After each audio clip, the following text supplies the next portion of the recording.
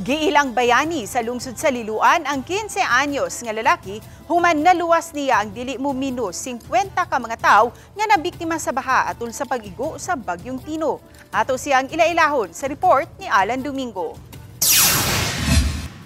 Sa Sitio Fatima sa Hubay, Liloan, nahimamat namo si J-Boy Magdadaro, ang hero sa mga Liloanon ug sa tibok nasod. Yanong bata apan luyo sa linghod niyang Pangidaron ang iyahang pagbati sa mga isigataw nga nagkinahanglan sa iyahang serbisyo.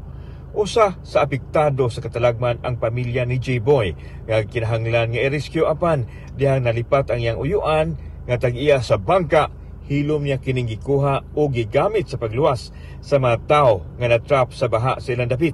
Bangka ug salbabida ang iyahang gamit sa pagbalik-balik sa pagluwas sa mga bata, tiguang ug masakiton.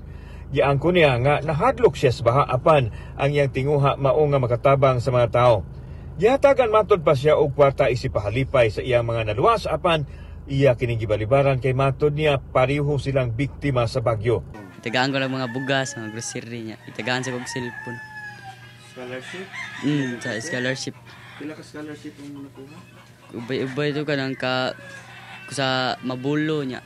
Sa mayor niya. Dakong garbo ang gibati siyang apohan nga si Lula Luciana kinsa may padayag sa iyang kalisang mugna sa nasinati nga katalagman. Perting paitar ako dili nagpunay lang kog hilak. Ako surin daon tabangas Ginoo.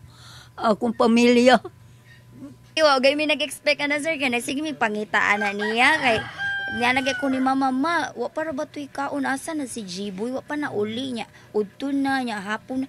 Mato ni J-Boy nga daghan ang nagtanya kaniya og tabang lakip na ang mga scholarship apan bisan sa recognition nga iyahang naangkon magpabilin matod pa siya nga motabang sa mga nakinahanglan.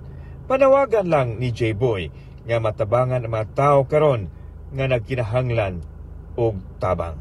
Para kanang gusto matabangan sila para mataga ang mga gamit.